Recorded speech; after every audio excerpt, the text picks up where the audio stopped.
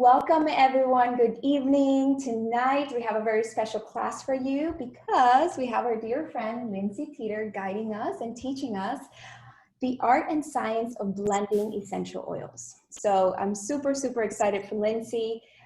We met in aerial yoga class, so right off the bat, you know she's super cool. And her background is in pharmacy, and she's gonna tell you a little bit more about that. But she loves blending and mixing, and she found essential oils. Can I say, was it through me, Lindsay, or did you know essential oils from before? No, from you. Okay. And so then she's like, oh my God, this is amazing. This is how, you know, this is what I do with my work. And now I get to do it with essential oils, with natural substances. So she is very knowledgeable. I'm so excited. I'm going to give the mic to her. And I'm going to figure this out here, Lindsay, while you speak, how to give you the hosting power so you can share your document. Awesome, thank you.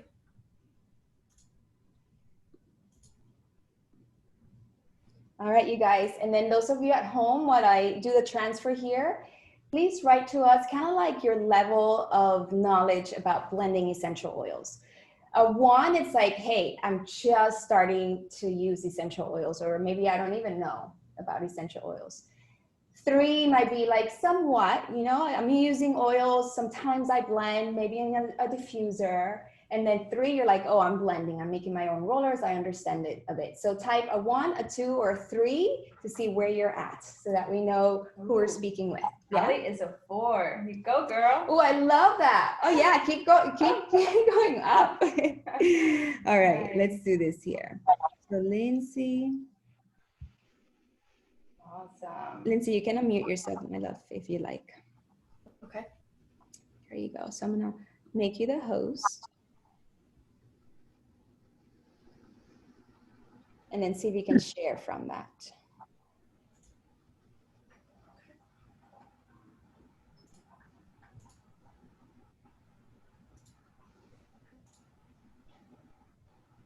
Is everyone able to see the presentation?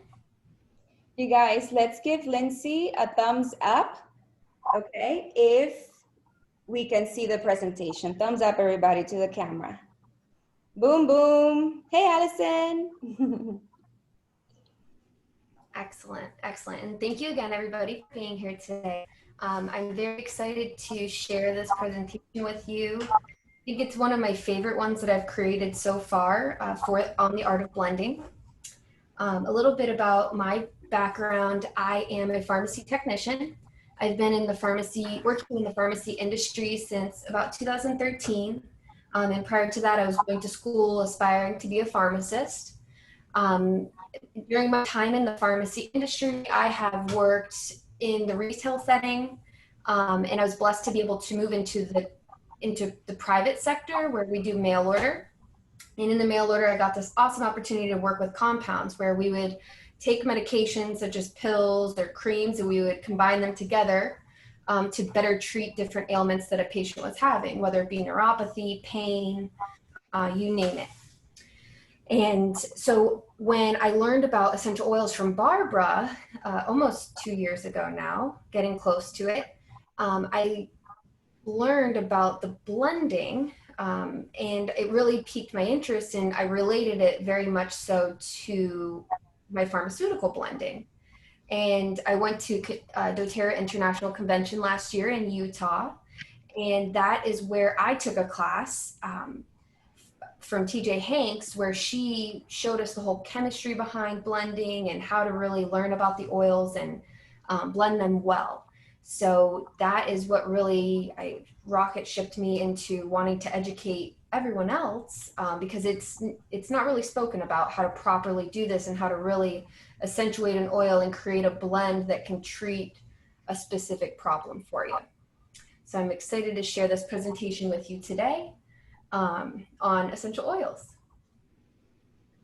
Everybody, let's give her a hand of applause like this, even though we can't hear it, but we can see it. Yay, all the hands in front of the camera. Thank you, Lindsay. Okay. Nicole says that her dad was a pharmacist. Oh, really? That's wonderful. So first we're going to start with some of the basics. So what is an essential oil? An essential oil, the proper definition is that it's a hydrophobic liquid that contains aromatic compounds. These compounds in the oil is sourced from plant materials such as the leaves, roots, stems, seeds, fruits, flowers, or bark of a plant. The term essential is used because the liquid contains an essence of whatever its source plant is, whether it's peppermint, lavender, it comes directly from the source of the plant. The oil itself is highly potent, highly concentrated substance. So you want to always be careful with them. Later on, we're going to talk a little bit about safety, but truly the essential oil is the essence of a plant. A plant doesn't require an essential oil in order to live. It's an add-on, it's an addition, it's protection. So that's one of the beautiful things, that applying it to yourself, it can add protection to you and defense mechanisms to protect you against environmental threats. There's three main types of extraction methods of essential oils. The first and most popular is going to be the steam distillation method. And so this is where water is boiled and it passes through a compartment of the plant materials. And the steam that results from that water, that steam passing through, contains the essential oil, and then it will drip off where it's captured, and the oil gets isolated for use. Then you have a solvent distillation. This is the most common with flowers because flowers are so delicate, they really disintegrate within the steam. They don't stand up well. You can't get the essential oil out. And so this is where a plant material is washed with a solvent, which the solvent then extracts the essential oil compounds and later put through a filtration system and distilling out the essential oil itself. Finally, you have the cold pressed method for extracting essential oils. This is typically for citrus fruits. So think about the rinds of the citrus fruit. That is where the essential oil comes from. And those get passed through these sharp cylinders that have teeth on them. And what that does is that cuts open the sacs on the exterior of the plant that will then be crushed, and the essential oil will squeeze out.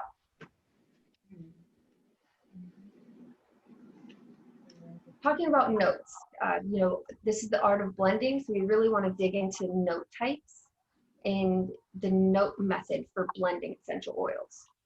So there's three main note types. You have a base, a middle, and a top note. Interactions in blending. So typically your top note is going to be the first scent that you do smell, and it usually lasts relatively the shortest amount of time. You may recall this as the first note when you spray a perfume on yourself, right? The middle notes become more prominent once those top notes wear off. And then finally, you have your base note that is the longest lasting oil. So it's very important when you pick your base notes and your middle notes to select ones that really meet the need that you're trying to serve while making your blend. You always want to blend with a purpose. And I think that's what I don't think I remember you saying that is what you want to start with. Your blending begins with a why. Almost like all important journeys, right? They all begin with a why. So like, what is the intention? What do we want to blend for? So starting with that, what do you want this blend for? Exactly.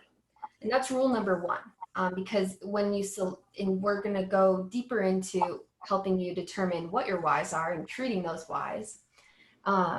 But it's essential for you to make a blend that works and that you'll actually use, because you don't want to use your essential oils to make something that's going to sit on a shelf. When you have a purpose, you'll put it to use. And so balance is really important when you're making these blends.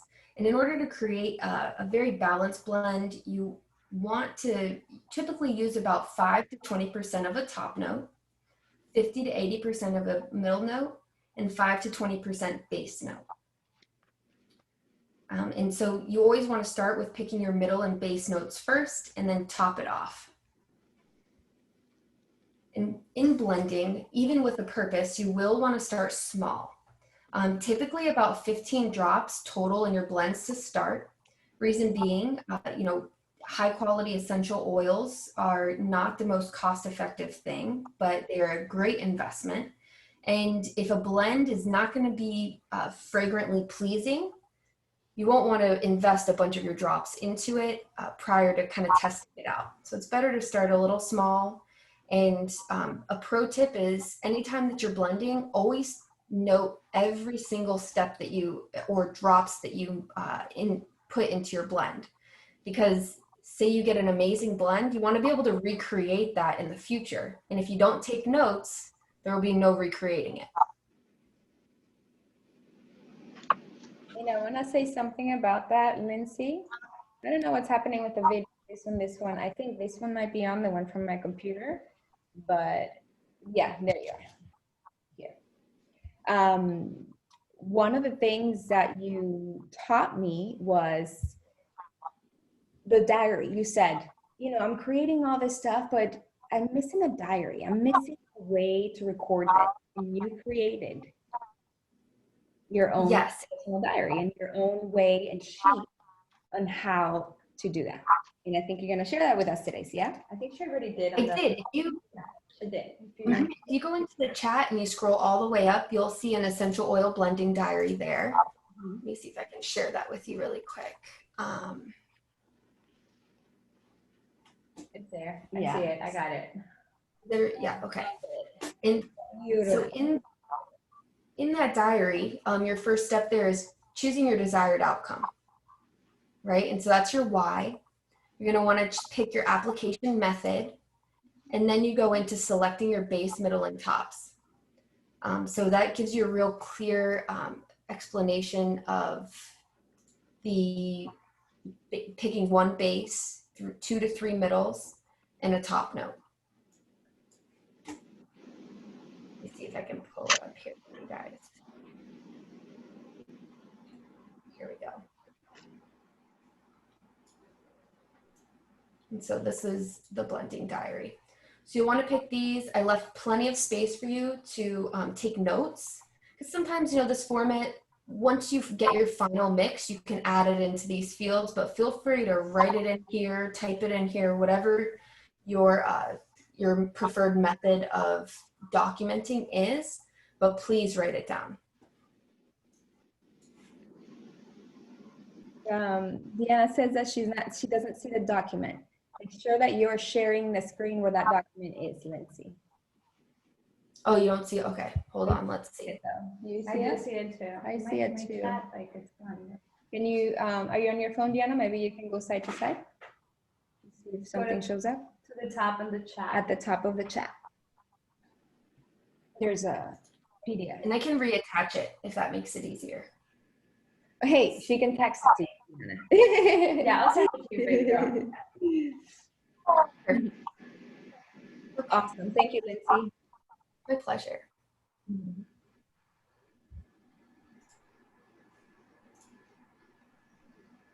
I'm switching back to the presentation for you now.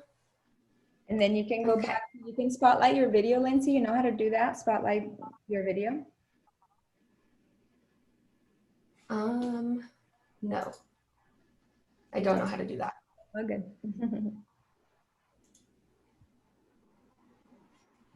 You guys can see my screen though, correct?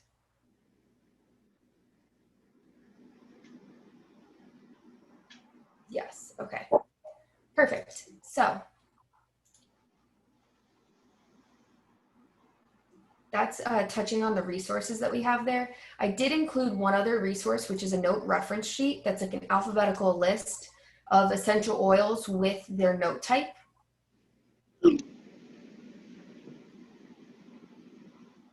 So please, if you don't get it, we can email it out after the class.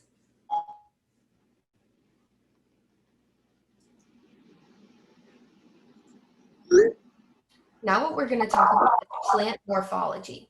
Okay, and so this is another method of identifying the benefits and the notes of oils based on their form. And so morphology is the form of something. So, a tree, its roots, the seeds of a plant. Lindsay, And this, yes? can I interrupt you just for a moment? This is what happens when I give out my power as a host. I lose control. When I give my power, I lose control, you guys. What?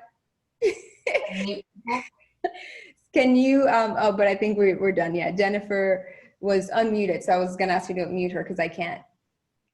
Okay, I did. All right, perfect. Good. Thank you. Of course. Okay, so plant morphology. The first form that we're going to talk about is seeds, right? And so one of the beautiful things about essential oils and about plants is their form can tell you what benefits they can provide you, okay? So for example, a seed, when you want to plant a seed, it goes in the ground and it's the source of growth for a plant. It is production because the roots both grow out of it and the plant itself grows out the top. It's nourishment because it's going to absorb the water and the nutrients until a root system is formed. And it's possibility. Who knows how big a seed can grow?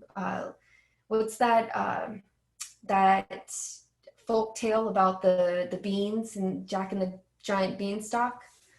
So it's that also applies when you're blending. So if instead of stressing about looking at different reference charts, one of the nice things you can think of is, okay, well, I'm sitting here and I have a fennel essential oil in front of me. What does fennel do?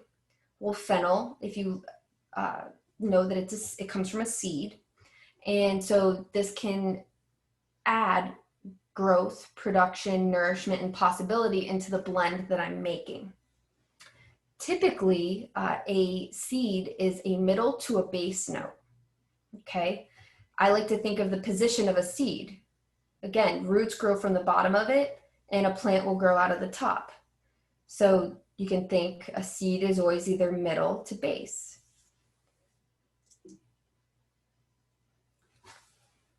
Next, we have our roots. So different essential oils that come from roots would be vetiver, ginger, or turmeric. Over on the right, you have a picture of each of those. In the bottom right corner is going to be your vetiver. Top is going to be turmeric. And on the left here, you have ginger. And so roots provide grounding, stability, nourishment, strength, and support. Roots grow into the ground so that, once they're established, they can absorb the nutrients so the plant can grow. They provide strength. I love referencing vetiver. Barbara likes to call it, and a lot of people call it the like Xanax of essential oils. It has a very dense root system. This root system looks like the nervous system, right? Think about all of your nerves running throughout your body. This is where you can really get that grounding effect. So if you're trying to make a blend to help with sleeping or anxiety, a root would be a good one to consider because it can provide that stabilizing effect for you. And again, thinking about where the roots are, they're typically at the bottom of the plant. So they're typically a middle to a base, depending on the root. And one thing I want to say about that, look at the ginger and the turmeric. Both of these plants are really beneficial they're anti-inflammatory. So somebody who would, who deals with a sort of form of arthritis, inflammation, you usually will find that you are recommended to drink ginger and turmeric or take turmeric. And so when I look at these, look at these pictures, they kind of look like inflamed joints to me. When you look at a ginger, more the ginger than the turmeric, but it's like inflamed little joints. Or glands. Going out, like that. So that's another thing with the morphology. Or maybe that's more the other one. What's the other one called? That is like the doctrine of signatures. The doctrine of signatures. Which is how a plant can look like the body part that it treats. Yeah. So how she's saying that looks like a joint and it treats the inflammation. There's a later picture that I'll reference of clary sage that when we go over flowers, I'll point that out as a doctrine of signature as well. Next here we have our woods.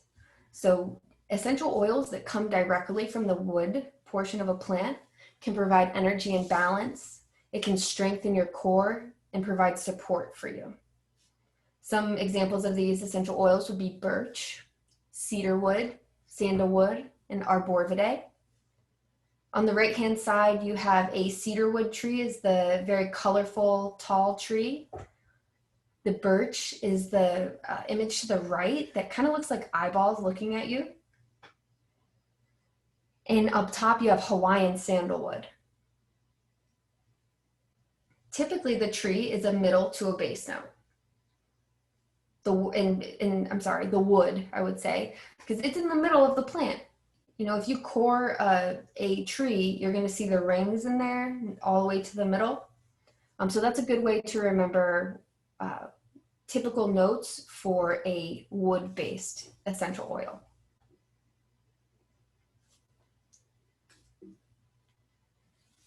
Next, you have resins. And so resins provide healing and protection for you when you utilize them in a blend or even alone. Some examples of this would be frankincense, myrrh, or copaiba. And so everybody knows Frank. Frank is the king of oils. The picture of this one's in the top right of this slide. And I've had some great success with frankincense in treating all types of skin conditions. But if you think about a resin itself and in its natural form in a tree, when you cut a tree, the resin bleeds out in order to help heal and protect the tree in a faster method. So that's a really good way for you to relate it. This big picture right in the center is going to be of copaiba. So you actually drill a hole in the tree and the resin will pour out for you. And the notes for these oils are typically a middle to a base note. And if anyone has a question, I am keeping my eye on the chat, so feel free to add it there and we can discuss it openly. And so one thing that I want to say about that with the resins is like you said, the heal and protect. These are also like the frankincense, the myrrh, and the copaiba. These are really great skin essential oils. So often used for skincare for the face, scarring, and any conditions with the skin. So, skin cancer as well. Not that it will heal it, but it'll help manage skin cancer. With the frankincense. And everything in moderation, guys. Just because it helps doesn't mean pour it all over you. And, sometimes more, they're very powerful. So we must be careful. Thank you, Lindsay. Thank you. This next segment here, oh, hold on one second, I have a question. So mostly, Holly said, so mostly wood, resin, and root oils are going to be middle to base notes. Is this because they're from the wood versus the petal of a flower, leaf of a mint leaf? So yes and no. What I like to think is more of a spatial relation. Think of an entire tree. You have, and say it's an orange tree, just for an example. You have first the roots that grow down, then you have the bark of the tree, and then you have the leaves that grow. You're going to have flowers that bloom and a fruit that gets produced from the flower. So each of those different phases, you're going to see as we're now moving to leaves and needles, these are going to be more of a middle to top. So, woods, resins, think about the location on the plant, and that's how you can correlate it to if it's going to be a middle or a base note or a top note even. I hope that answers your question. Okay, good. Perfect. So leaves and needles. So this is going to be by far one of the largest groupings within essential oils. There are tons of leaves and needle based essential oils. Leaves and needles are responsible for many things in a plant, such as photosynthesis, in how we can relate that to therapeutic effects of utilizing these oils would be breathing space. It allows for transformation, growth, support of the immune system, and they have a particular affinity with lungs and treating the lungs and issues with the lungs. Over here to the right, I'm going to review a couple of the essential oils that are in this group. We have eucalyptus, we have cypress here, basil, thyme, and tea tree, just to name a few. And these will be more middle to top notes.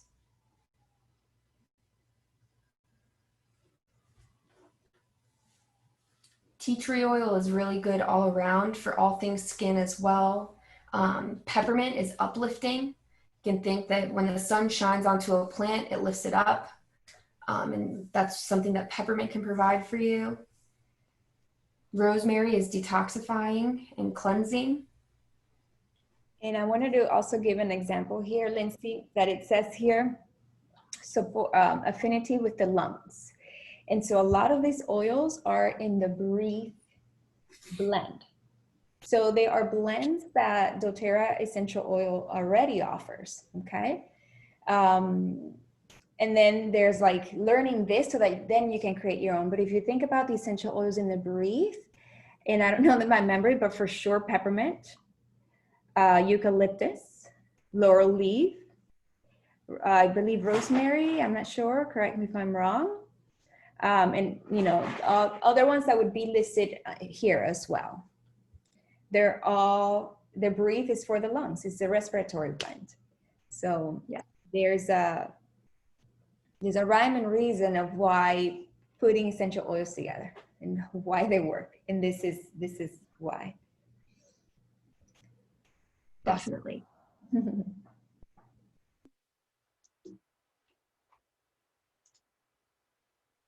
Next, we have our grouping of flowers. One of my favorites, because I love to make perfumes and floral scents are great top notes. And so what do flowers offer to a plant? They offer reproduction. Bees pollinate plants through the flower. And some energy that you could get from a flower would be love, compassion, forgiveness, gifting, nourishing, beauty, and comfort. Some examples of flower essential oil are Roman chamomile, which is pictured here on the right. We have German chamomile. There's rose, which is also pictured center top photo. Neroli, lavender, jasmine, ylang ylang, helichrysum, and clary sage, which is the bottom photo here. And this is where I'm going to relate for you back to the doctrine of signatures. So it's pretty much all ladies here, I think, on this call. So we know what ovaries look like and like fallopian tubes. So if you look here at the kind of flaring petals of the clary sage, kind of looks like some lady parts. And that's one of the main things that clary sage can help with is female reproduction and female organs. So that kind of plays into that doctrine of signatures, is what it looks like is what it can help. Typically flowers are going to be mostly top notes, some middle notes. So I want to say something about Roman chamomile. I remember being a child having eye problems, you know, like if you get an eye infection, my mom or my grandmother used to treat it with chamomile. They would make the chamomile tea, put it in the refrigerator, and then put the cold compresses of chamomile. So if you look at a chamomile flower, what does it look like? Like an eye. So yeah, it totally makes sense. And what does the rose look like? Well, we see like the skin. It's gotta be good for the skin, right? What else, ladies? What do you think? Oh, A flower. Nice. Wonderful. Thank you, Lindsay. You know, Lindsay, what do you have to say about, have you heard people saying, oh, when you don't like an essential oil, you know, that means that that's what you need or something, you know? What do you have about that? Personal opinion, I definitely agree with it. I think that it could be something that you may be deficient in, and that you may need to add into your diet or add into your lifestyle. not something that I think,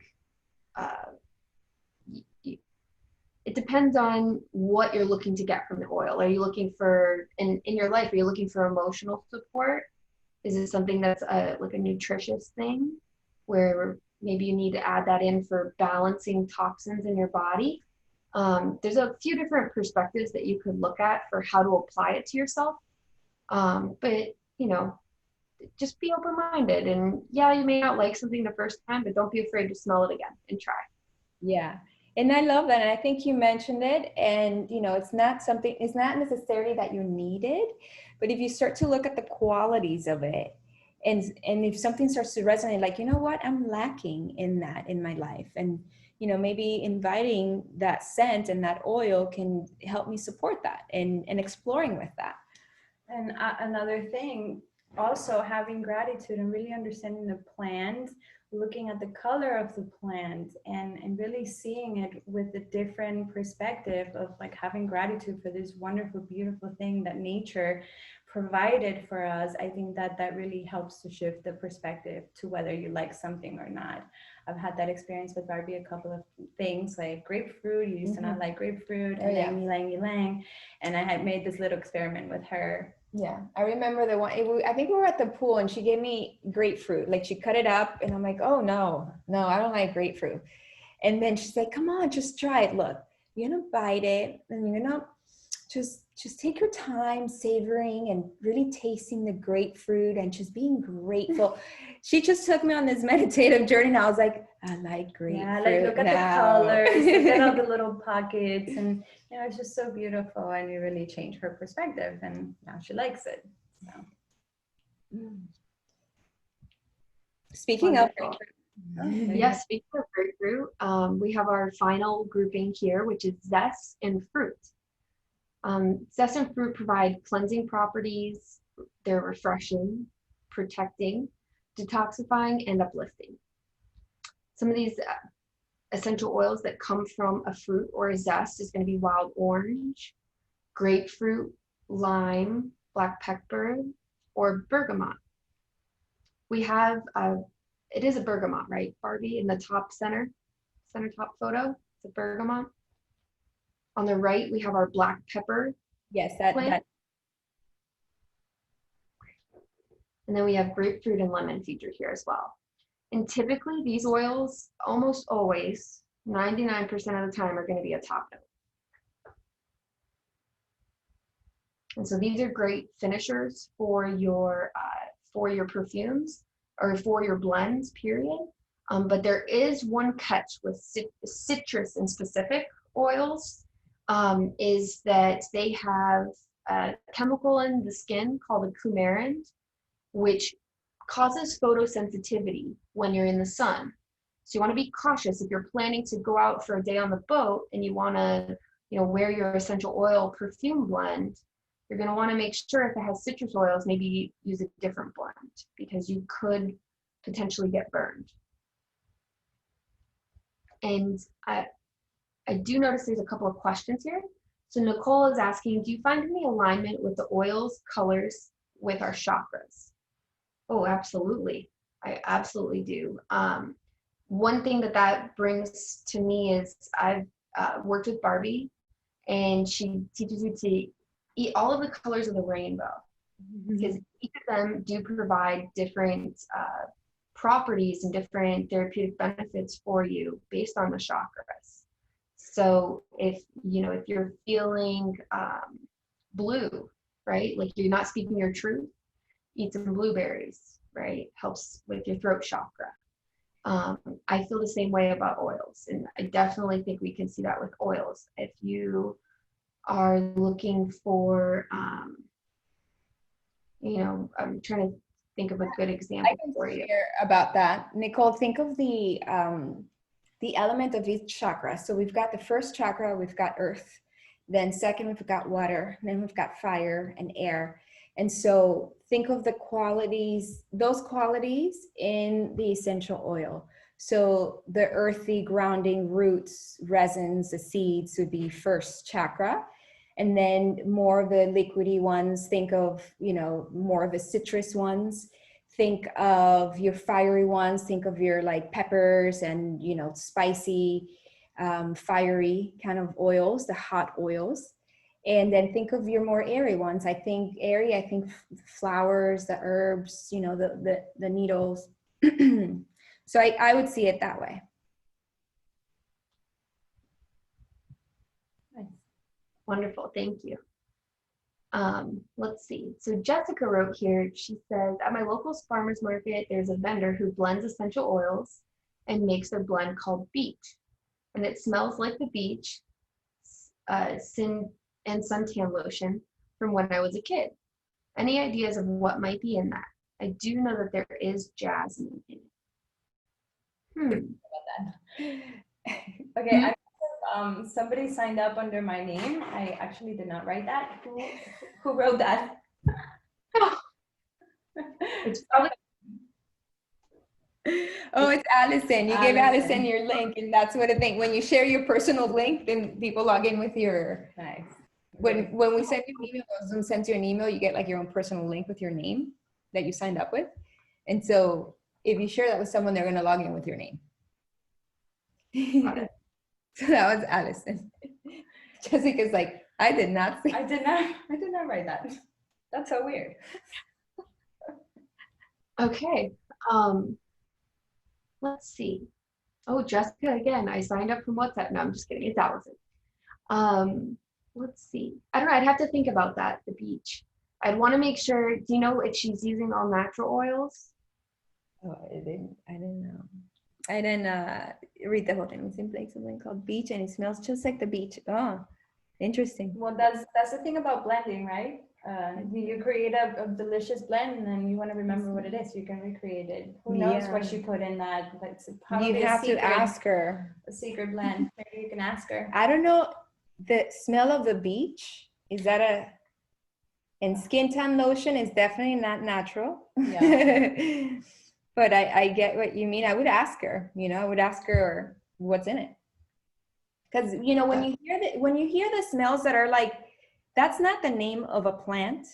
It's just so made up, or like summer breeze. Right, or the ocean, like what is the ocean? That should be, you know, I don't want to use shoulds, but that should be a red flag.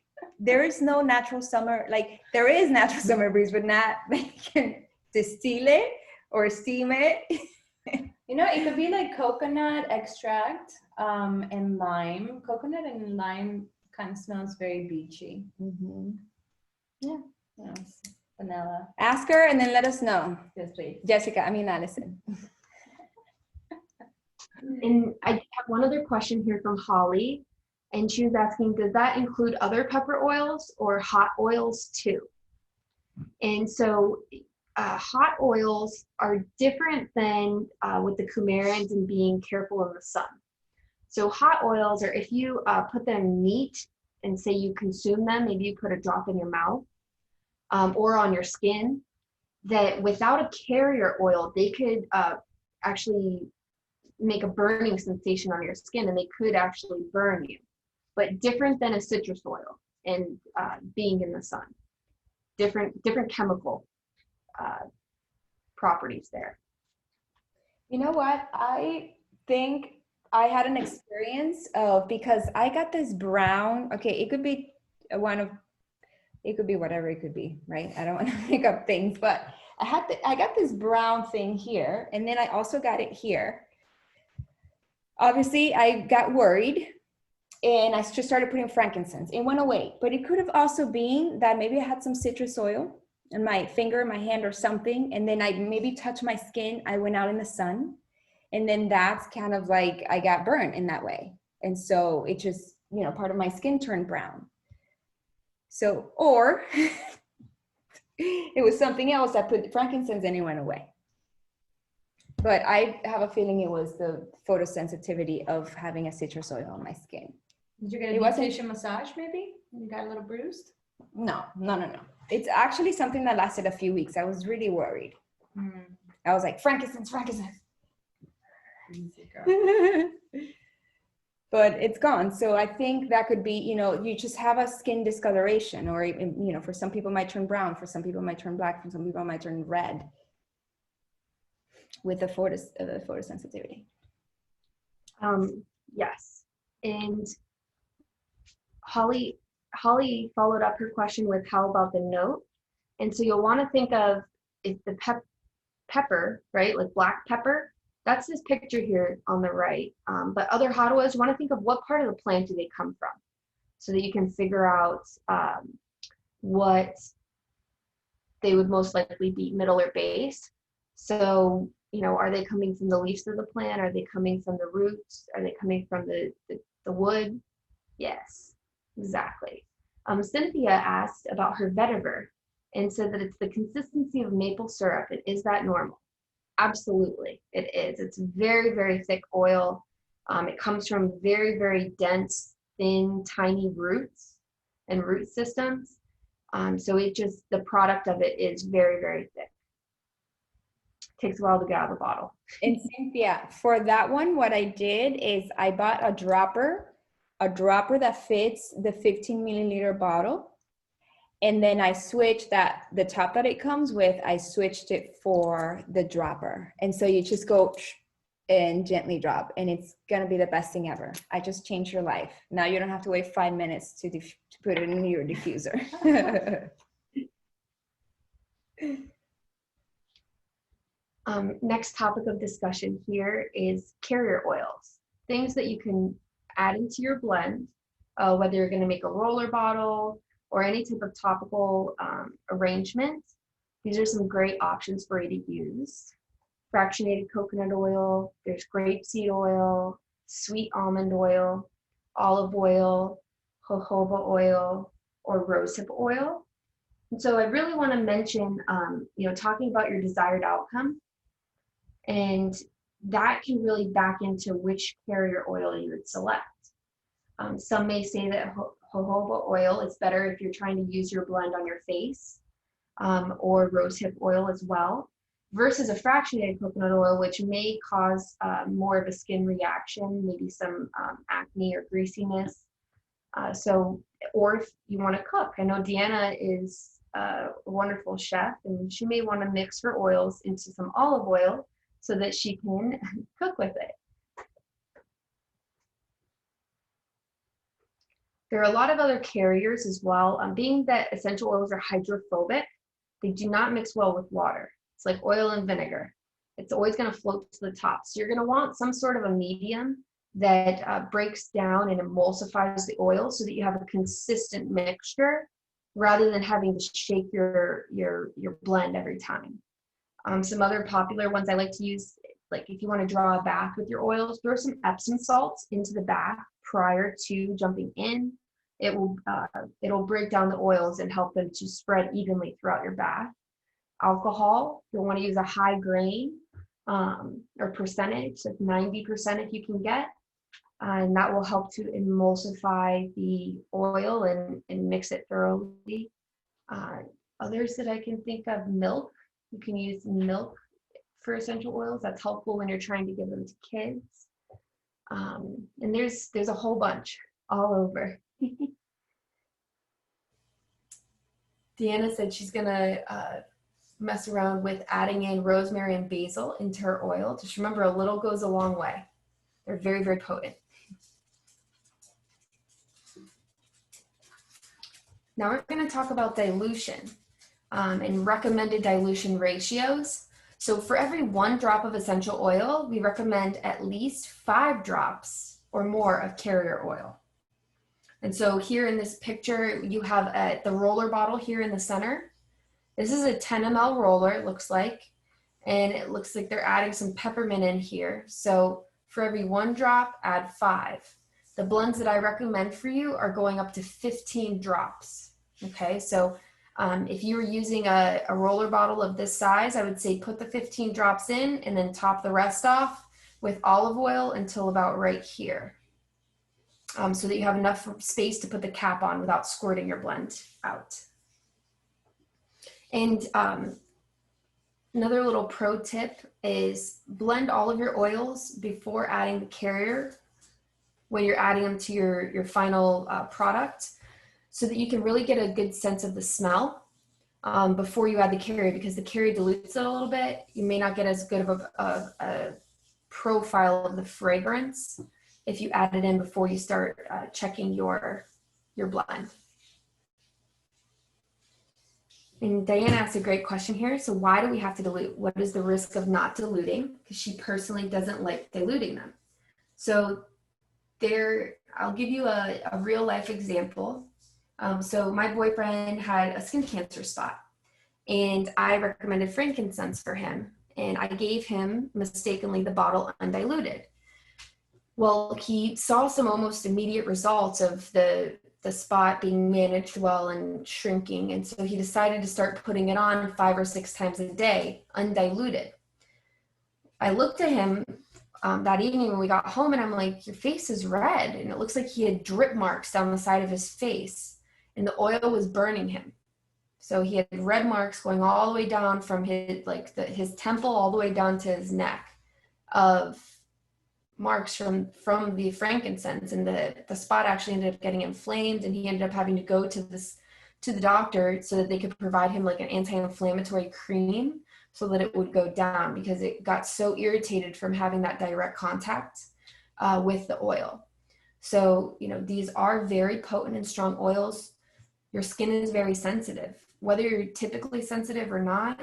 You know, you always want to dilute so that you don't harm yourself. With children, you want to double dilute. It's a 1-to-10 ratio with carrier oils. Another reason as well to dilute is so that your oils last longer.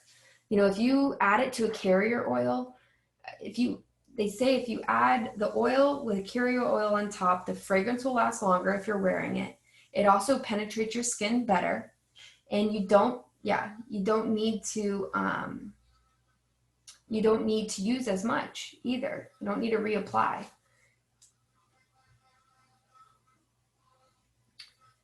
And so the next question here is, so what about oils that don't burn? So lavender is a common one, but you still want to use the rule of thumb is, you know, be moderate with your use, because overuse of anything could cause harm. And so Bobby has a great question. Does the 15 drops include the carrier oil? No, it doesn't. They'll want to pick 15 drops before the carrier oil. And then the carrier oil, you either top it off or whatever your carrier will be. If it's going to be in a 10 ml roller, if you want to get a 15, that will, you will still fill that up all the way to meet the size of your container that you're utilizing. And I have a question, Lindsay. When Yes. we're blending, so you gave us the percentage, right? We've got the percentage on the bottom, the base, the middle, and the top. When we are adding it to the roller, we do it in the same order, the base first, then middle, and the top, even though they're just gonna blend? Yes, so there is a separate blending method that would go off of, that would give you, you know, kind of guidelines on how to blend it. But they say that unless you're blending massive size blends, like say doTERRA that manufactures vats full of, you know, the blend Breathe that we mentioned earlier, only at that point would it really matter what order you're putting it in for your final outcome. You know, tops are still going to be the first to wear off, middles are going to last second longest, bases will stick around for the long term. So at our scale, no. Large scale, yes, it definitely matters, because they're going to have different chemical reactions when you mix the different oils together. And so it's, you know, it comes into play once you go larger scale. And is it better to let them marinate before the carrier oil maybe? Like just do the 15 drops, let them maybe spend the night under a full moon or something? Actually, yes. By letting the oils live alone in their container for a little while, you're allowing them to have those chemical reactions, and kind of like fine wine. When you let it sit and age, it's going to have a more robust flavor for you. Same thing with the scent of an essential oil. The longer you let them sit there and marinate just with the oils alone, your 15 drops, the more the smell is going to develop its layers, and it's going to give you dynamics to it. If you add the oil in right away, the carrier oil, it won't ruin it, but it definitely won't allow it again to kind of mature and provide more of a aromatic benefit than just therapeutic. Yeah, to like mingle and intertwine and get to know each other and be like, all right, we're gonna get together. We're blending. We're gonna blend. We're gonna heal. What is your quality? Your quality. All right, we're gonna get to work now. So they need to have that time to get to know each other. Yeah. And also, I would say you can, for like you, Diana, if you like them stronger, start by just adding the oil just halfway and see what it smells like. And if you want to dilute it a little bit more, then top it off. But you can just start with half and see how that goes. Yes. Great suggestion. And touching on some other classes that I do teach, I have a class that I teach much more in depth on the chemistry side of the oils and the different chemical constituents and how they can interact and what benefits those can provide. So we'll have to have one of those classes here soon, and we'll make sure you all get the information for it. Our next topic here is going to be essential oil safety. We've touched on it at different points throughout this presentation, but we reiterate it with a purpose because they come in little bottles. You can become overconfident with them easily. Not to say that that's a bad thing, but we don't want you to get hurt. So make sure, rule number one, always read your labels. There are different essential oil companies out there that have different quality of oils. One of the unique things about doTERRA is that they do have high quality oils, some that you can consume within your body. And there's three main methods. There's going to be aromatic, topical, and ingestible. They put a special label, a nutrient facts label on any oils that can be ingested. If there isn't a nutrient fact label, you should not be ingesting that oil. So make sure, and that's a rule of thumb for any oil. If it doesn't tell you exactly the ingredients that are within it, you may have some constituents that might not be of the highest quality. So it really matters, depending on how you want to use these oils, the source of where you got them. Next thing to know is going to be areas to avoid. I want to be very careful with sensitive areas like your nose, and inside your nose, inner ears, eyes, broken skin, lady parts, babies' booties. You want to be very, very careful when you're using it in these areas because, again, they're very strong. And we don't want to cause any type of sensitivity to any oils. Dilution. So you can minimize your sensitivity by diluting using a carrier oil. And we discussed the ratio previously for adults, a 1:5 blend of carrier oil, and for children, a 1:10. And I do see a question here about, is the ratio of drops to carrier oil changed from diffuser to perfume? So typically when you're in your diffuser, Bobby, you can add in, 15 drops, depending on the size of your diffuser. 15 drops may be too much. You may want to blend that separately and add in some drops of the completed mix, but you don't need a carrier oil inside of your diffuser. You'll want to just use any type of bottled or sparkling water. Don't use tap water because the minerals that are in the tap water can actually end up breaking your diffuser over time. So in the diffuser, you can just add those drops right into the water once it's in there. I think we should be very clear, maybe it wasn't clear, that the dilution and the carrier oils would be when you're making roller blends for your skin. Or okay? Perfume. Yeah, like a roller.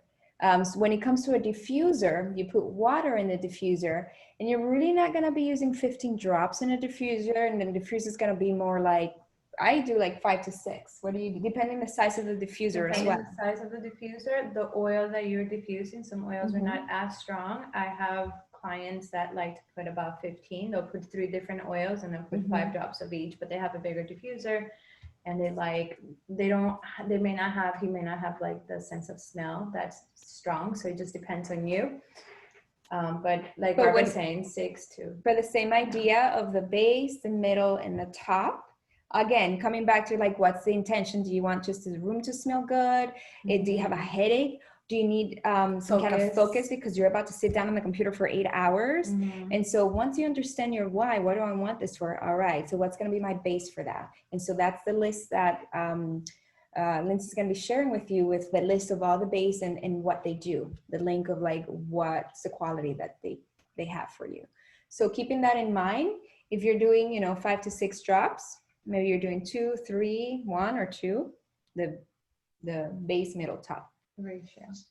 So it depends. I think this can be applied to cooking as well. I'm really interested in experimenting with that. Creating an effect like through, like if I make a drink, a tonic, using that same principle. More grounding, you'll do more like, yeah, exactly. More uplifting, more, yeah. So cool. Okay.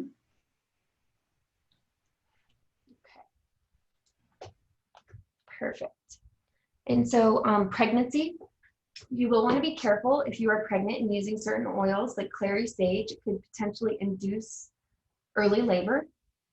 So typically on either the doTERRA website page, it will tell you if it's good or bad for pregnancy, as well as on the internet, you can just do a quick search for, oils not to use when pregnant.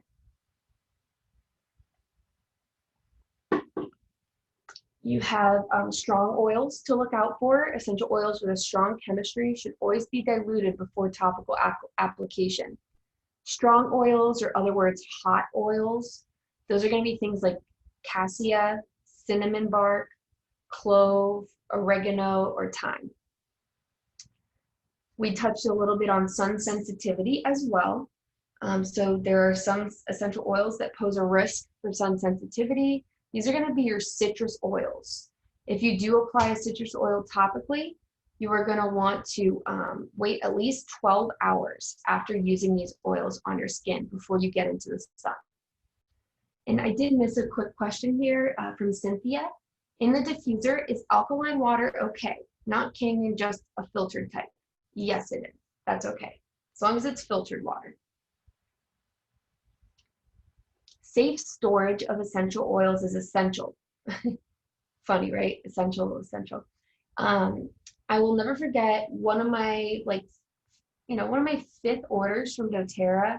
I got a wild orange that was half empty when I got it. The reason being, safe storage, keeping your caps on tight.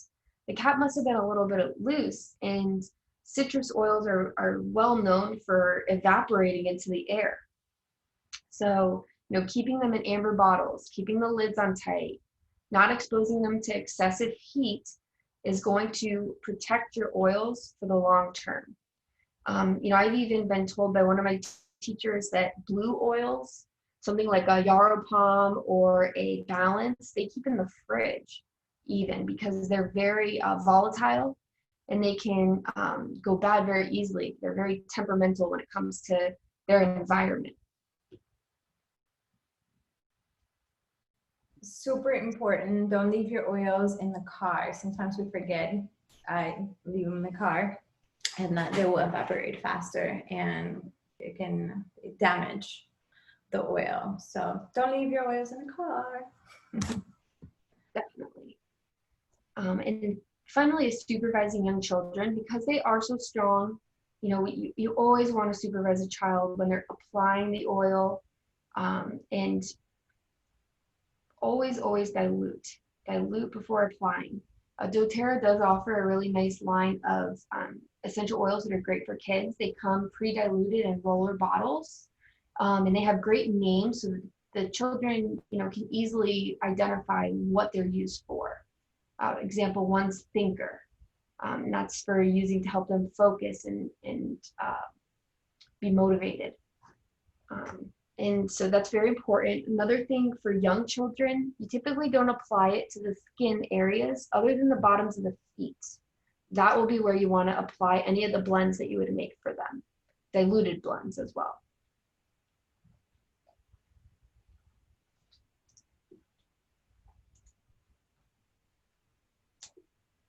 Here we go. Another little, sorry, I have a little text box there that popped up. But reference for you on which oils are citrus oils that are photosensitive. So these are going to be your 12-hour oils that you're going to want to be cautious with.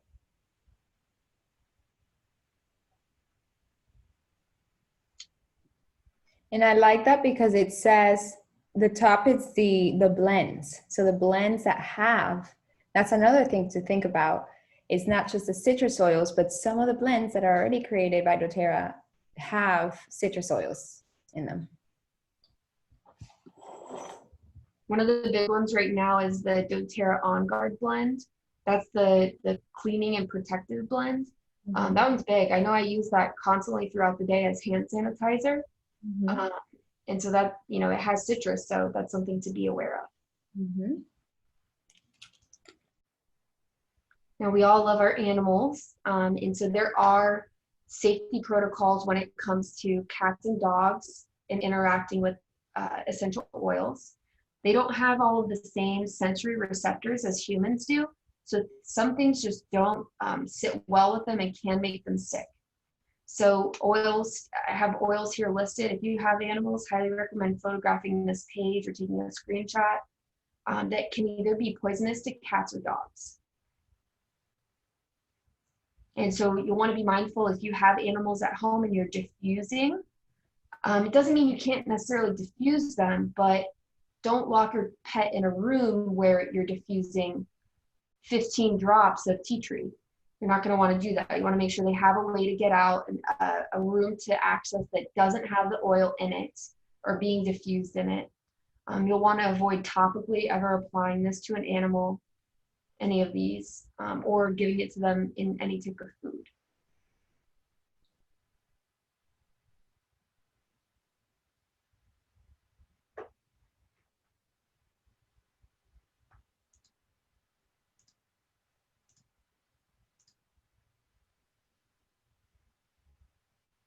Okay, and let's see here. This is my contact information. So if you have any questions after this presentation, feel free to reach out to me.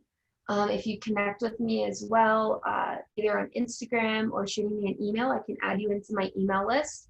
So any upcoming classes that I have, you can receive communications about those.